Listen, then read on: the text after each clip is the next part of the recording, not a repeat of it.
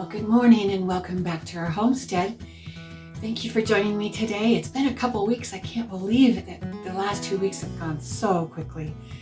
If you're new here, my name's Adrienne. Welcome. It's nice to meet you. And thank you for joining us. So, yes, I'm coming to you from the greenhouse today. My husband's been working on this greenhouse for about a month, I think. And it's a 10 by 12. So it's not huge, but it's just right for my needs, and it's something that I can manage easily, and I don't think I'll have any trouble heating it a couple months out of the year. And so I'm really tickled to have this greenhouse. So we haven't added up the cost of the greenhouse yet, but we'll do that. We're keeping track of it. And so it is dried in now. I think last time I gave you the update and showed you the new location of it. The roof wasn't on and some of the siding wasn't on, but it is, I think, considered dried in now. And we're working on getting the electrical situated, and I've got a little more painting to do. And I plan on moving some of my perennials in here that are in pots and see if I can't get them to overwinter in the greenhouse. So let me just show you around a little bit. So yes, there's my view from my workbench here, and we got that countertop at the Restore for I think $30, which was a really nice buy. And then we did get the raised beds put together and in the greenhouse, and I'm hoping they provide a little bit of a heat sink in here. We'll see. I don't know. I've never done that before. So there's the window in the back of the greenhouse. And we have another workbench over here and storage here. That window will go in this door. Probably we'll get that in the spring. And I have a little more storage under here. So, yeah, this is the view from here. And the view from here. It's lovely. It is October 15th, so boy, it could be snowing or blizzarding right now here in South Dakota, but we have had a very, very mild fall. Not much moisture, or really no moisture for a number of weeks now, so that's a bit concerning. But we have been taking advantage of the fact that there's no snow on the ground yet, and we actually haven't had a hard freeze yet. I'm still harvesting zucchini. Courtyard plants are still doing well. Those sweet potato vines have bounced back from their shock of the cooler temperatures and still look beautiful. Now today my plan is to move a few things into the greenhouse. Like I would like to try, this is an ornamental onion. The flowers are beautiful. And I don't know that it will survive a South Dakota winter in a pot. I'm sure it would do fine if I had it in the ground, but I don't have it in the ground, and putting it in the ground is really not an option. Digging holes here is not easy because it's very rocky. So I want to move like that into the greenhouse. My pasque flower I'd like to put into the greenhouse. And I've got 3 of these ornamental onions, so those are going to go in. I think I'm going to try and overwinter a few of these mums in a pot in the greenhouse, and we'll just see how that works. My eucalyptus I want to try to save in the greenhouse too. I did harvest that. I'll take a video of the eucalyptus that I have harvested and show you how I'm trying to preserve it. But yeah, I'd like to save the eucalyptus, and I've got another eucalyptus on the front patio that I want to save. So, and this grass, my girlfriend gave me this grass, and I know it's an annual, but it's pretty cool, and I'm going to see if I'm going to move that in the greenhouse too for the winter, and we'll see what it does. Look at the flower on that beautiful petunia. Man, I have just thoroughly enjoyed these petunias. They are just stunning. And it was really fun to grow these from seed and just enjoy them all season. So, okay, now, so that's the update here. Today we're gonna go get paint for the outside of the greenhouse. It is primed, as you can see, but we'll go get some paint and I'll hopefully get that on in the next day or two. And let's go back and see what we got going on back here. So you can see already the cucumber's gone and all the zucchini's gone. And 3 of those ammo crates have been removed. You can see the pile of them there. We have a trip to the dump in our future.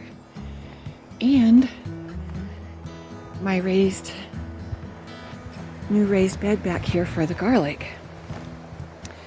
So I've been watering this every day and kind of trying to condition the soil before I get the garlic in, but like I said, it's mid-October and I need to get that going. So in the next day or two, the garlic will be planted. We did prep the cloves, so I've got about 120 beautiful large cloves that will go in here.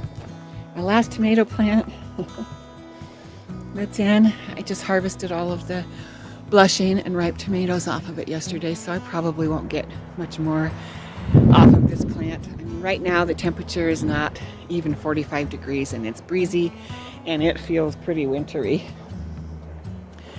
Of course, the carrots, I'm leaving alone. They're just fine and they're hardy, and I'm not worried about when I get them harvested. I mean, we can actually have snow on the ground and I can come out and harvest these guys. But I am certainly curious to see what kind of carrot crop I get. And I also harvested all of the red peppers off of these 3 pepper plants yesterday. There's still some that are turning, as you can see, and man, I've got some beautiful peppers. I'm turning these into paprika, so that's why I'd like to wait till they're red. But like I said, the weather is turning, so I don't know how many more of those I'll get. So this area is shutting down. Let's go around this way. And I'll show you if there's anything going on the front patio.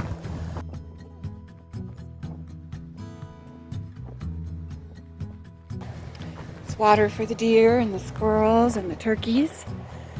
I am still collecting rocks for my fire pit area that I'll probably be working on in the spring. And this is the eucalyptus that was, remember how big that thing was? I did harvest a bunch of branches off of it, and oh my goodness, they just smell amazing. I also want to try and keep my ornamental oregano alive. That's another mum. I want to try and overwinter in the greenhouse. The rudbeckia is a perennial, and if I can get that moved to the greenhouse, that would be nice. Look at this cute little pot my girlfriend's got me.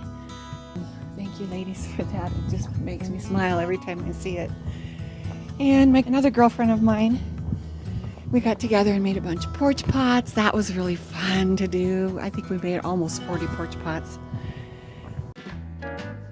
Okay, so this is the eucalyptus that I harvested. Oh, I guess it's been about a week ago now. And what you do with it to preserve it is you use 1 part vegetable glycerin to 2 parts of water, and then you just cut the stems. I stripped the leaves off the bottom, and you just put them in that liquid, and you leave it in that for 2 to 3 weeks, sometimes a little longer, depends on the temperature in the room that you are holding them. But now these were so fragrant. I had them in my living room for a little while, but oh my goodness, it got to be too much. And I do love eucalyptus. I just think it's such a refreshing smell, and I really do like it, but it was overpowering, so I had to move them to my garage. And I have another one over here. Right here. Did the same thing. These were just the smaller branches, so I put them in a little smaller vase. And then the leaves that I stripped off the bottom of those stems, I have dried, and I'm going to I'll use that coconut oil to make eucalyptus infused oil, and I'll probably just make a room freshener out of that. But yeah, so they're really pretty in the vase. I just love the way they look. But right now they are, like I said, they're really strong, so they can't go in the main part of the house yet. And then these are my garlic cloves that we prepped for planting. I'll get those in the ground here soon. I saved the largest and the best heads of garlic. These are the small ones that I grew last year. Well, a portion of them anyway. But I saved the largest ones and use those as my seed garlic. And I store them in my cheese cave until I am ready to plant them in the fall, because this garlic was harvested in July of this year, so I needed a cool place to store it, and the cheese cave works perfectly. So I'll get about another 120, maybe 150 heads of garlic next year. We'll see how much I can get in that bed that we just put in back there. This is 10 pounds of red potatoes that I have dehydrated.